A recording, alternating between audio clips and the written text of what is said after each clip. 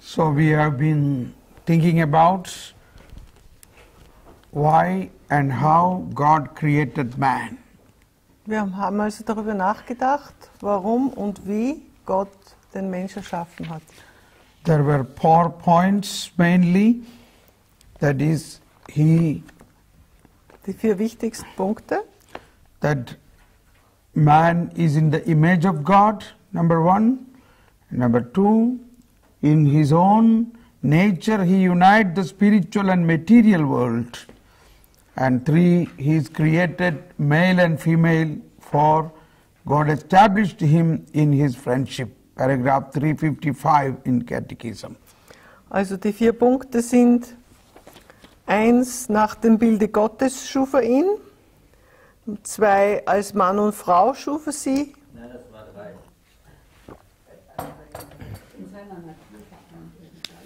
Ah, das ist an 355. No, 355. Ja, 1, okay. 2, 3. Ja, You have to include 2. ja, ja, später hier. Nach Gottes Bild ist er geschaffen. In seiner Natur vereint er die geistige und materielle Welt. Yes. Als Mann und Frau ist er geschaffen und Gott hat ihn zu seinem Freund gemacht. Yes. And now we were reflecting about the image of God. Und dann haben wir über das Bild Gottes gesprochen. So in 357 we saw, or 356 we saw, God created us to make us share in His own life. In Paragraph 356 haben wir gesehen, dass Gott uns erschaffen hat, um teilzuhaben am Leben Gottes. Yes.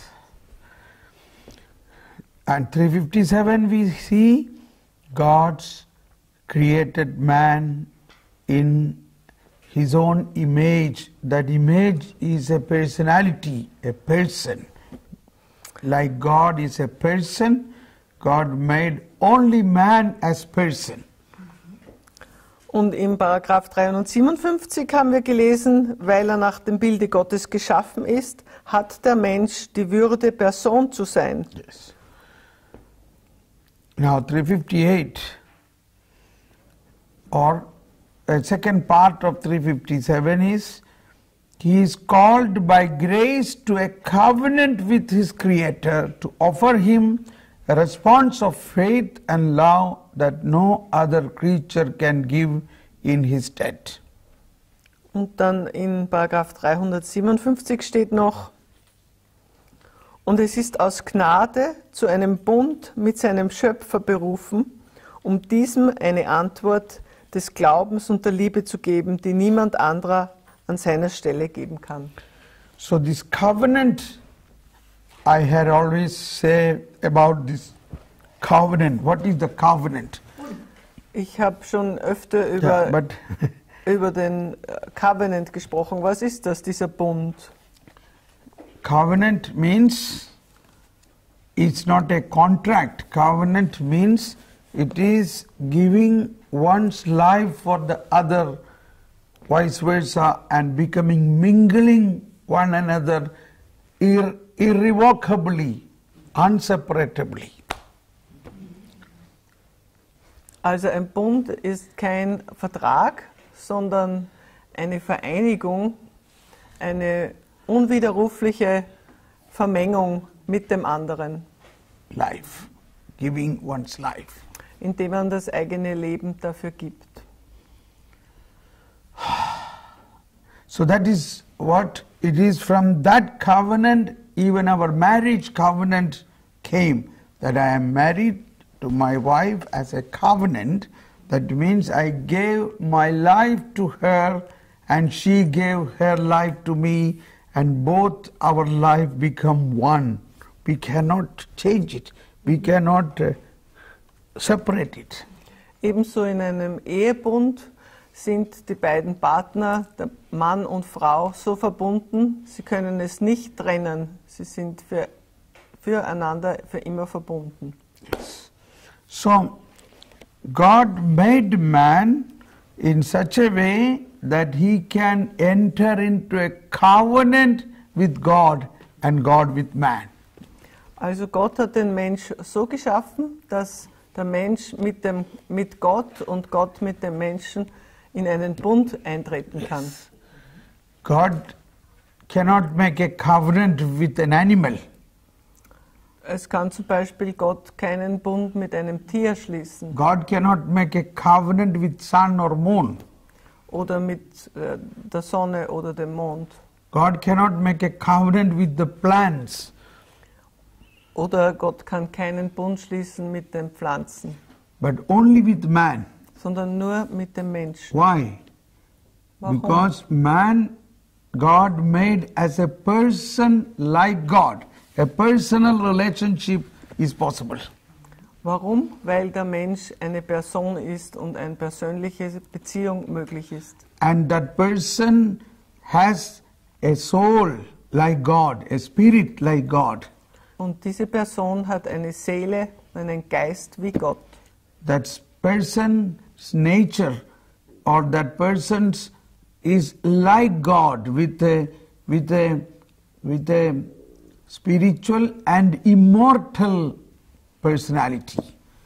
Diese Person ist wie Gott. Er hat eine geistige und unsterbliche Person. Yes. So this immortality and spiritual aspect is important to make a union with God and God with man. Also diese Unsterblichkeit And geistlich. und diese geistliche Qualität sind ganz wichtig, um diese Verbindung mit Gott zu machen. So that is only possible for man. Das ist No nur- other creature in visible world. Das ist nur für den Menschen möglich in der sichtbaren Welt. Yes. So we are already in that covenant by believing in God. Wir sind also bereits in diesen Bund eingetreten, indem wir an Gott glauben. So that is why, that is how we experience God. God you can experience as a person. So erfahren wir Gott auch als eine Person. So many people say, oh, I have no experience. Viele Menschen sagen, ich habe keine Erfahrung. I am going to church, oh, it is all dry, I have no experience. Ich gehe zwar zur Kirche, aber es ist so trocken, ich habe keine Erfahrung. The reason is they don't understand or they have to grow into this understanding who is God and who is man and how God made man and why God made man. Der Grund dafür ist, dass sie in dem Verständnis wachsen müssen, wie Gott ist, warum Gott und wie Gott den Mensch erschaffen hat. Yes, Kali. Bitte, in welchem Augenblick erhält der Mensch seine Seele? Von seiner Geburt, in seiner Zeugung oder von alters her? Weil die Seele ist ja nun das, was unsterblich ist. Und woher kommt das?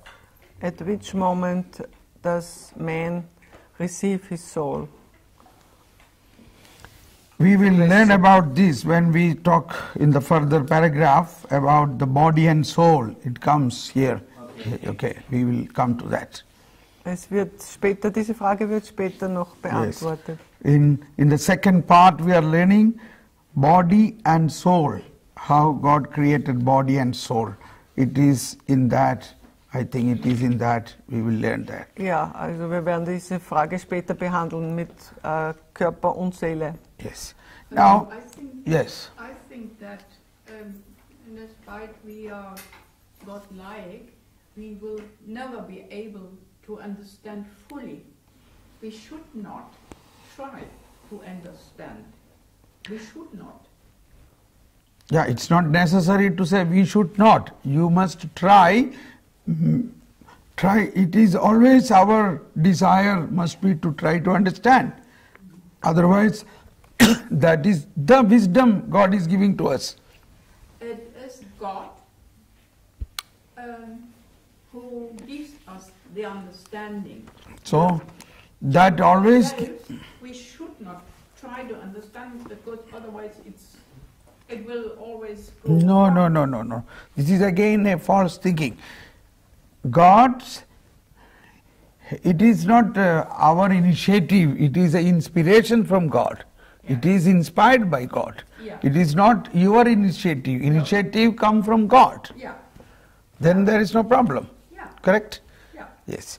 So the initiative come from God, but we have to respond to that initiative. That initiative comes early in the morning, you get up and pray, but you can say, oh no, I want to sleep.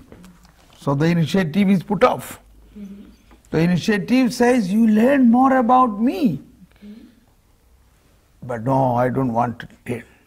So initiative is put off. That is what is happening.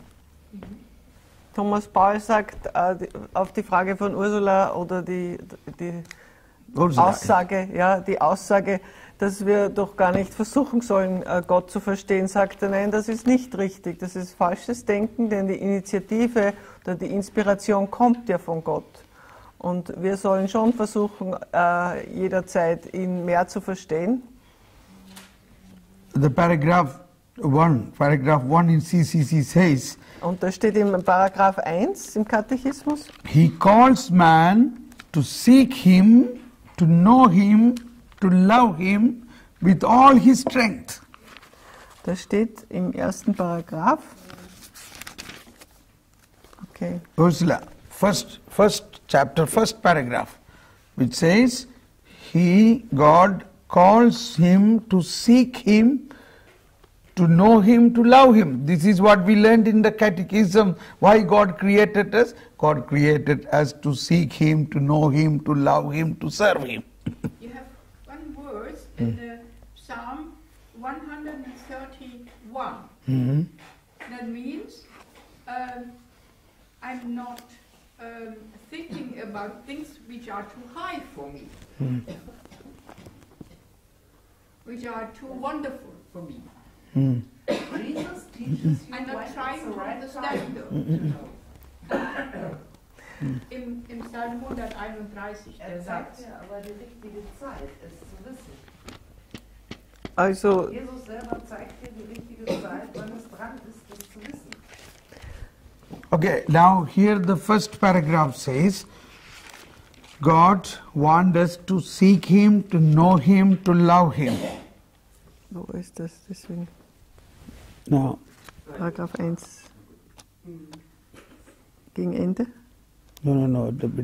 Er ruft, im Paragraph 1 vom Katechismus heißt es, er ruft ihn und hilft ihm, ihn zu suchen, ihn zu erkennen und ihn mit all seinen Kräften zu lieben.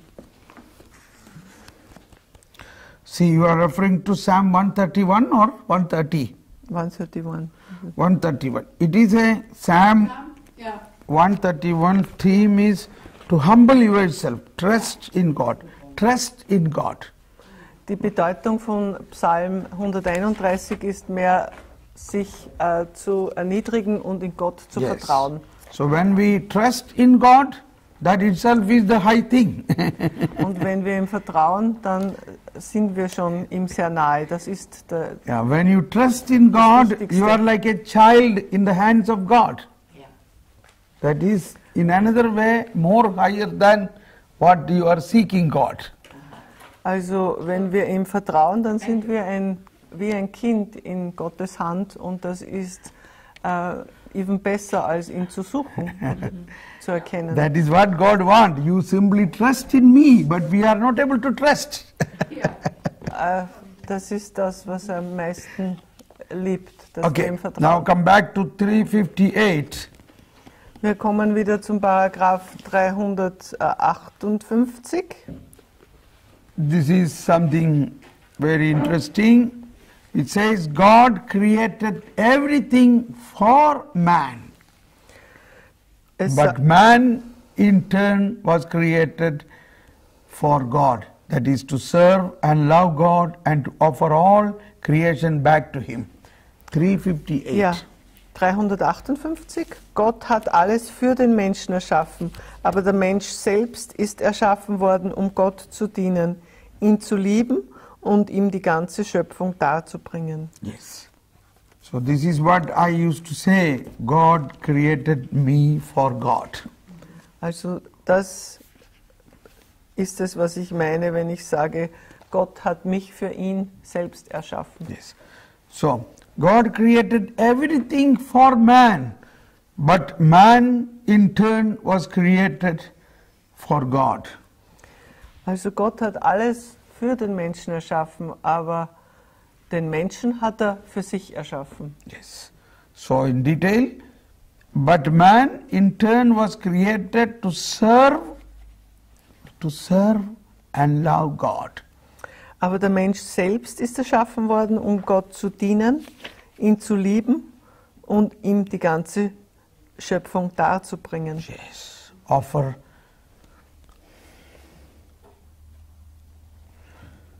(359) says, in reality, this is a beautiful expression of Saint John Chrysostom. Hier gibt es ein Zitat von dem heiligen Johannes Chrysostom. Or Saint Peter Chrysologus. Chrysologus. Yes. Okay.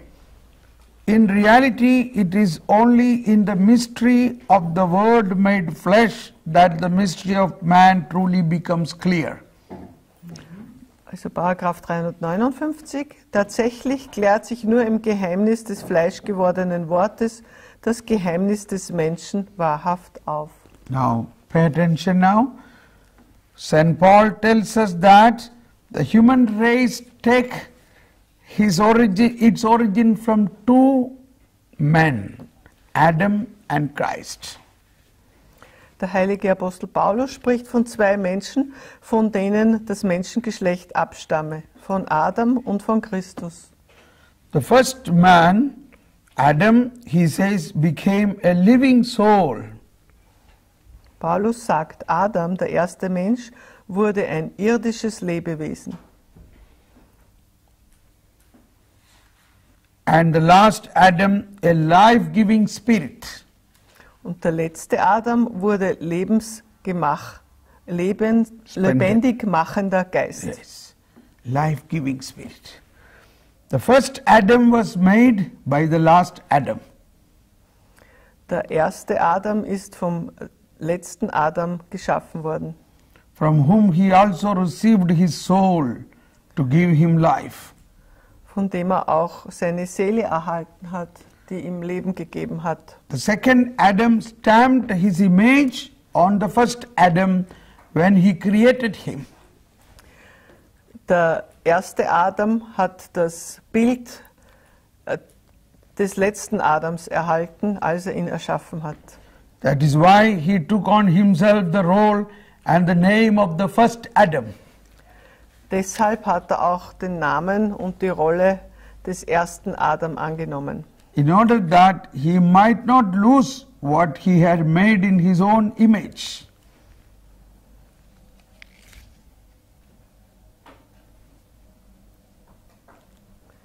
Continue. Ja, ich habe es übersetzt, ich habe es gar nicht gelesen. Jener Erste ist von diesem Letzten geschaffen worden und hat auch von ihm die Seele erhalten, damit er lebendig wurde. Dieser letzte Adam ist es, der bei der Formung dem Ersten sein Bild aufprägte. Yes. The first Adam, the last Adam, the first had a beginning, the last knows no end. Continue. Ja. Daher kam es, dass er seine Gestalt annahm und seinen Namen empfing, damit ihm nicht verloren ging, was er nach seinem Bilde gemacht hatte. Der erste Adam, der letzte Adam. Der erste hat einen Anfang, der letzte hat kein Ende, weil dieser letzte in Wirklichkeit der erste ist. Sagt er doch, ich bin das Alpha und das Omega. Verstanden? Versteht ihr? So, whenever we think about us, we have to think about Christ always, because we are made in the image of Christ. Wenn wir über uns selbst nachdenken, dann sollten wir immer auch an Christus denken, denn wir sind im Bilde von Christus gemacht worden. So the first Adam before God made the first Adam, there was the last Adam, that is Jesus Christ. Bevor Gott den ersten Adam gemacht hat, war da schon der letzte Adam. Das ist Jesus Christus. So, whenever we think about our fallen nature, our sinful nature, we must always think, even if we are sinners, we are children of God, that we are created by God. Also wenn wir darüber nachdenken, dass wir sündig sind und gefallen, dann sollen wir gleichzeitig auch immer daran denken, dass wir Kinder Gottes sind. Yes. And that is why here it is written, that is why he took on himself the second Adam, stamped his image on the first Adam when he created him. That is why he took on himself the role and the name of the first Adam in order that he might not lose what he had made. Dieser letzte Adam ist es, der bei der Formung dem ersten sein Bild aufprägte. Daher kam es, dass er seine Gestalt annahm und seinen Namen empfing, damit ihm nicht verloren ging, was er nach seinem Bilde gemacht hatte. Yes. That God's plan is always to make man in a glorified state. Glorified state. Also Gottes Plan war immer, den Menschen zu verherrlichen. Yes. But our little mind cannot understand this. Aber unser beschränkter Geist kann das nicht fassen, Verstand kann das nicht gut fassen. In a very simple way, I think I always like my son grow, learn and become more and more, my son. Also um ein Beispiel zu geben, wie das funktioniert, ich möchte immer, dass mein Sohn wächst und lernt und besser wird. Yes, that is my desire. Das ist mein innerster Wunsch. So every mother likes her child to grow and become very good. Jede Mutter möchte, dass ihr Kind wächst und sehr gut wird. The same way God is a father and also mother. Und ebenso ist Gott Vater und Mutter zugleich. Yes. Okay. So now we come to 360. Because of its common origin, the human race forms a unity, for from one ancestor God made all nations to inhabit the whole earth. Jetzt kommt Paragraph 360. Das Menschengeschlecht bildet aufgrund des gemeinsamen Ursprungs eine Einheit. Denn Gott hat aus einem einzigen Menschen das ganze Menschengeschlecht erschaffen.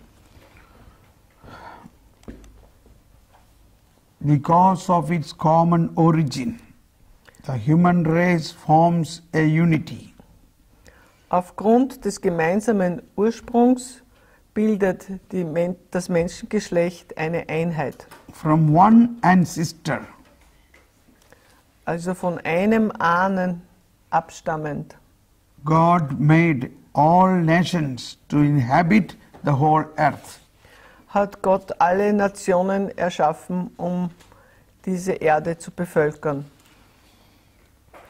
Now 361 says, this law of human solidarity and charity, without excluding the rich variety of persons, cultures and peoples, assures us that all men are truly brethren. Paragraph 361. Dieses Gesetz der Solidarität und Liebe versichert uns, dass bei aller reichen Vielfalt der Personen, Kulturen und Völker alle Menschen wahrhaft Brüder und Schwestern sind. Yes. Whether black or white or red or yellow, all are actually brother and sister. But it is a mystery how they got such a different nature. Also ganz gleich von welcher Farbe oder Rasse, wir sind alle Brüder und Schwestern. Und es ist ein Geheimnis, wie so eine große Vielfalt entstanden ist. Yes. I have understood we are all brothers and sisters because of first Adam. Correct. Okay. And the very first Adam is not father of our faith, and therefore faith is not necessary to become brothers and sisters. We are brothers and sisters anyway, I think. Naturally. Thank you. Also, Kali hat gerade gesagt, kannst du es nochmal sagen in Deutsch? Ich versuch's auf Deutsch. Ja. Also, wir stammen alle von einem Adam ab, dem Mann von Eva. Und weil das so ist, ja, und ursprünglich ist auch Jesus dieser Adam schon, weil das schon so ist, sind wir alle Brüder und Schwestern. Adam ist aber noch nicht der Vater unseres Glaubens, das war Abraham. Und so ist der Glaube nicht notwendig dafür, dass wir Brüder und Schwestern sind.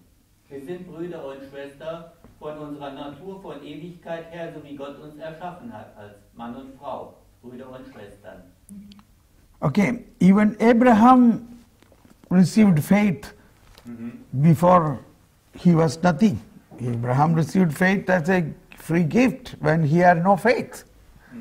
Aber Abraham hat seinen Glauben auch schon als freies Geschenk erhalten, als er noch keinen Glauben hatte. He was not a Jew, he was not a Hebrew, he was not a God man at that time. Damals war er weder Jude noch Hebräer noch ein Mann von Gott. He was not. So therefore, Abraham is considered as the father of Gentiles and the righteous. Daher wird Abraham als der Vater der Gerechten und der Heiden anerkannt oder gesehen. Yes. Und der Juden. Okay. Now we come to this important topic on in the second part, how God created man with body and soul. Jetzt kommen wir zu dem zweiten Teil, wie Gott den Menschen mit Körper und Seele erschaffen hat. Yes.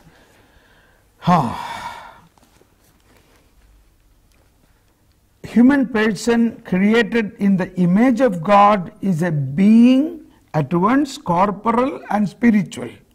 362. Paragraph 362. Die nach dem Bilde Gottes erschaffene menschliche Person ist ein zugleich körperliches und geistiges Wesen.